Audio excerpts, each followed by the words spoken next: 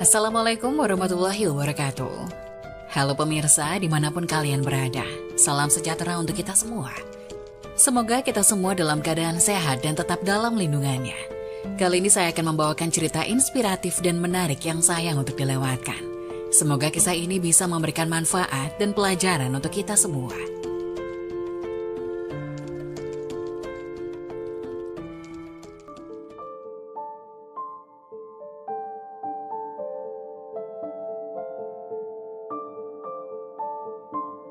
Masya Allah, inilah 7 ciri-ciri orang yang akan meninggal husnul khotimah. Ketahui pula cara mendapatkannya. Meninggal dunia dalam keadaan husnul khotimah merupakan salah satu impian bagi umat Islam. Husnul diambil dari kata hasan yang memiliki arti baik, sehingga arti husnul khotimah adalah sebuah akhir yang baik. Maksudnya adalah kematian yang berakhir dalam kondisi yang baik alias diridhoi oleh Allah Subhanahu wa Ta'ala. Meninggal dalam keadaan husnul khotimah juga memiliki keutamaannya sendiri. Wahai orang-orang yang beriman, bertakwalah kepada Allah dengan sebenar-benarnya takwa, dan janganlah kalian mati, melainkan dalam keadaan muslim atau berserah diri. Quran Surat Ali Imran ayat 102. Meski sudah banyak yang tahu mengenai husnul khotimah, namun nyatanya masih ada orang-orang yang justru mengucapkan husnul khotimah. Padahal keduanya mempunyai arti yang sangat jauh berbeda. Kata husnul mempunyai arti hina, sedangkan husnul berarti baik. Lantas bagaimana ciri-ciri orang yang akan meninggal husnul khotimah beserta penjelasan husnul khotimah dan cara mendapatkannya? Melansir dari berbagai sumber, simak ulasan informasinya berikut ini. Seseorang yang meninggal dalam keadaan atau kondisi husnul khotimah mempunyai ciri-ciri tersendiri. Melansir dari rumaiso.com, berikut ciri-ciri orang akan meninggal husnul khotimah. 1. Mengucap kalimat syahadah. Ciri-ciri orang akan meninggal husnul khotimah yang pertama adalah mengucapkan kalimat syahadat ketika akan meninggal dunia. Dari Mu'adz bin Jabal radhiyallahu anhu, Nabi Shallallahu alaihi wasallam bersabda, "Barang siapa yang akhir perkataannya adalah kalimat la ilaha illallah, maka dia akan masuk surga." Hadis riwayat Abu Dawud. 2. Disebut syahid selain syahid di medan perang. Ciri-ciri orang akan meninggal husnul khotimah yang kedua yaitu disebut syahid selain syahid di medan perang. Dari Abu Hurairah radhiyallahu anhu, Rasulullah Shallallahu alaihi wasallam bersabda, "Orang yang mati syahid ada 5, yakni orang yang mati karena taun, orang yang mati karena menderita sakit perut, orang yang mati tenggelam, orang yang mati karena tertimpa reruntuhan, dan orang yang mati syahid di jalan Allah." Hadis riwayat Bukhari dan Muslim. 3. Dalam keadaan melakukan amal solih. Ciri-ciri orang yang akan meninggal husnul khotimah yang ketiga yakni meninggal dunia dalam keadaan melakukan amal solih. Dari Huzaifah ibnul Yaman radhiyallahu anhu, Nabi Shallallahu alaihi wasallam bersabda, "Barang siapa mengucapkan la ilaha illallah karena mencari wajah Allah, kemudian amalnya ditutup dengannya, maka ia masuk surga.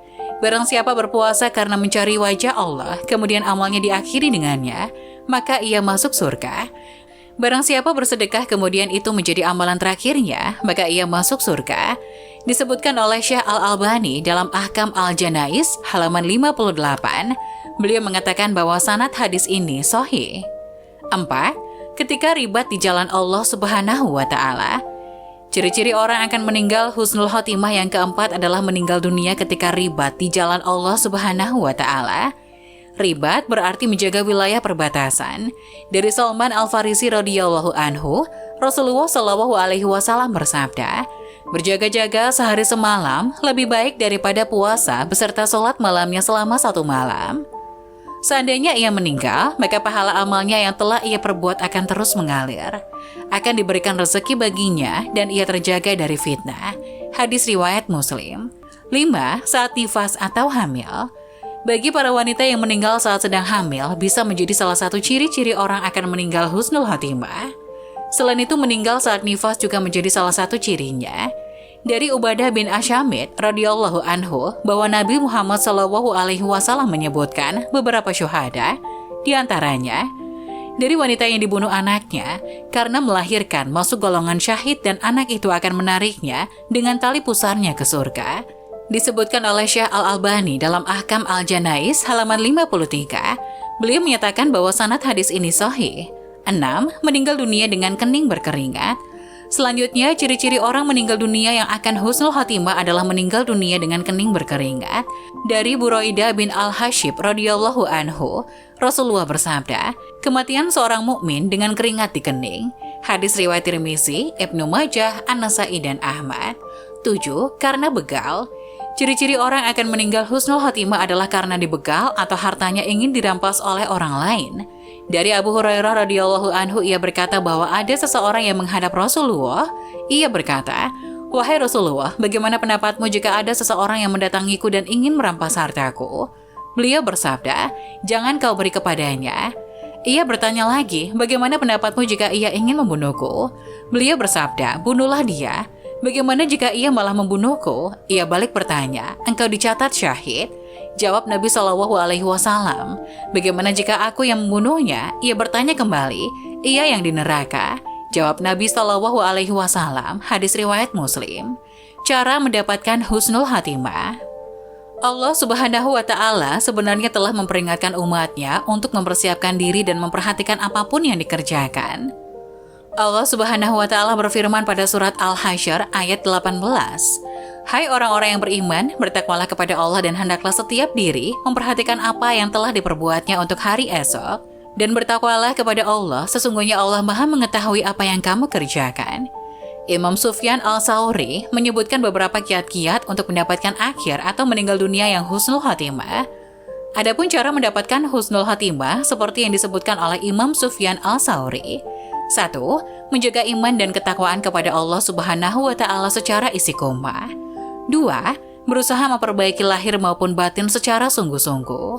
3. Senantiasa berdoa kepada Allah Subhanahu wa Ta'ala agar diwafatkan dalam keadaan beriman. 4. Senantiasa berzikir kepada Allah Subhanahu wa Ta'ala dalam kondisi apapun. Inilah 3 penyebab jenazah terbebas dari fitnah kubur. Salah satunya karena sakit perut. Sebagai umat Islam tentu akan meyakini adanya siksa kubur dan pertanyaan malaikat di alam kubur. Adapun siksa kubur akan berlaku bagi orang-orang yang memiliki dosa semasa hidup di dunia. Semua manusia pasti memiliki dosa karena sifat salah dan lupa. Meski begitu, ada beberapa hal yang menjadi penyebab jenazah terbebas dari fitnah kubur tersebut. Lantas apakah yang membuat jenazah terbebas dari fitnah kubur itu? Sebagai manusia, biasanya tentu pernah melakukan dosa, dan kemungkinan dosa besar, sehingga mengundang azab kubur kelak nanti. Akan tetapi, seorang muslim tak boleh berputus asa atas rahmat Allah Subhanahu wa Ta'ala, dan sejak dini untuk terus berdoa kepadanya supaya dibebaskan dari siksa kubur. Imam As-Suyuti menukil dari kitab Al-Ruh karya Syekh Abu Al-Qasim Al-Sadi. Beliau menjelaskan, ada 3 faktor menyebabkan seseorang selamat dari siksa kubur. Hal ini karena amal perbuatan semasa hidup, sakit berujung kematian, dan sebab waktu yang menyertainya. 1. Sebab amal yang diperbuat semasa hidupnya. Ini merupakan salah satu cara terbebas dari siksa kubur. Imam Al-Baihaqi dalam kitab Al-Ahwal memberikan resep sederhana agar terhindar dari azab kubur. Kuncinya adalah amal salih yang dikerjakan sepanjang hidup di dunia, seperti dijelaskan dalam Al-Quran. Dan barang siapa yang beramal salih, maka untuk diri mereka sendirilah mereka menyiapkan tempat yang menyenangkan. Quran Surat Ar-Rum ayat 44. Tempat yang menyenangkan dimaksudkan adalah kediaman di alam barzah, sehingga orang yang beramal solih akan terbebas dari fitnah kubur berkat amal yang dilakukan. Bahwa ketika mayat telah diletakkan di kuburannya, ia mendengar gesekan sendal handai tolan yang akan meninggalkannya sendirian. Bila ia beriman, maka salatnya di atas kepalanya, puasa di sebelah kanan, dan zakat di samping kirinya. Sedangkan amalan lainnya seperti sedekah, silaturahmi, dan perbuatan baik ada di sekitar kedua kakinya, masing-masing akan menjadi saksi baginya. Hadis riwayat Abu Hurairah. Kedua, menderita sakit kemudian berujung kematian. Muslim yang menderita sakit kemudian berujung kematian bisa menjadi sebab terbebasnya mayat dari siksa alam kubur, dengan syarat penderita harus ikhlas dan tidak mengeluh terhadap cobaan yang dialaminya. Pernah aku duduk bersama Sulaiman bin Syurot dan Khalid bin Urfutah. Mereka menuturkan, pernah ada seseorang yang meninggal karena penyakit perut. Keduanya berkeinginan menyaksikan jenazah tersebut. Salah seorang dari mereka berkata kepada yang lainnya, Rasulullah Shallallahu Alaihi Wasallam bersabda, siapa saja yang meninggal karena sakit perutnya, maka dia tidak akan disiksa dalam kubur. Yang lain berkata, iya benar. Dalam riwayat lainnya, kamu benar. Hadis riwayat An-Nasai dan At-Tirmizi. Ketiga, sebab waktu yang menyertainya. Orang yang meninggal pada waktu tertentu bisa menyebabkan dirinya terbebas dari siksa kubur. Waktu itu diantaranya hari Jumat dan malam Jumat. Diriwayatkan dari Abdullah bin Amir, ia berkata, Rasulullah Shallallahu Alaihi Wasallam bersabda, tidaklah seorang muslim meninggal pada hari Jumat atau malam Jumat, kecuali Allah melindunginya dari azab kubur. Hadis riwayat At-Tirmizi. Selain itu, orang yang meninggal di bulan Ramadan juga tidak mendapat siksa kubur. Telah datang kepada kalian bulan penuh berkah, diwajibkan kepada kalian ibadah puasa, dibukakan pintu-pintu surga, dan ditutuplah pintu-pintu neraka serta setan-setan dibelenggu. Hadis riwayat Ahmad. Ada juga 3 amalan yang dapat menyelamatkan orang tua dari siksa kubur. Amalkan jika sayang ibu dan bapak. Setelah orang tua meninggal dunia, ada banyak cara bagi seorang anak untuk berbakti kepada orang tuanya, bahkan dapat menghilangkan siksa kubur orang tuanya. Seorang anak bisa memberikan kebaikan bagi orang tuanya yang telah meninggal berupa aliran pahala. Tentu dengan syarat selama mereka memiliki ikatan iman dan orang tua tidak meninggal dalam keadaan musyrik. Doa anak yang soleh kepada orang tua, Allah jadikan sebagai doa yang mustajab. Allah jadikan sebagai pahala yang telah mengalir kepada orang tuanya. Rasulullah Shallallahu Alaihi Wasallam bersabda, jika seorang meninggal dunia, maka terputuslah amalan kecuali 3 perkara: sedekah jariah, ilmu yang bermanfaat, dan doa anak soleh. Hadis riwayat Muslim. Berikut adalah amalan yang dapat dilakukan oleh seorang anak untuk memberikan kebaikan dan menjauhkan orang tua dari siksa kubur. 1. Mendoakan dan memohonkan ampun baginya. Doa yang tulus kepada orang tua, doa tersebut mencakup doa rahmat, meraih surga, selamat dari siksa neraka, dan istighfarlah memohon ampunan untuk orang tuanya. Rasulullah Shallallahu Alaihi Wasallam bersabda, sesungguhnya Allah benar-benar mengangkat derajat seorang hambanya yang soleh di surga. Maka ia pun bertanya, wahai Robku, bagaimana ini bisa terjadi? Allah Subhanahu wa Ta'ala berfirman, karena istighfar anakmu untuk dirimu. Hadis riwayat Ahmad. 2. Bersedekah untuk orang tua. Sedekah mengatasnamakan orang tua yang telah meninggal, maka hal itu akan sampai kepada orang tua, sebagaimana yang diriwayatkan dari Aisyah radhiyallahu anha. Sesungguhnya ada seseorang mendatangi Nabi Shallallahu Alaihi Wasallam, kemudian dia berkata, sesungguhnya ibuku meninggal secara tiba-tiba dan tidak mewarisi apapun.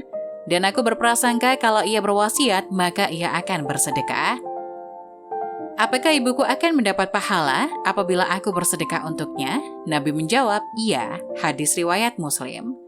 3. Menjaga silaturahmi dengan keluarga dan melunasi hutang orang tua.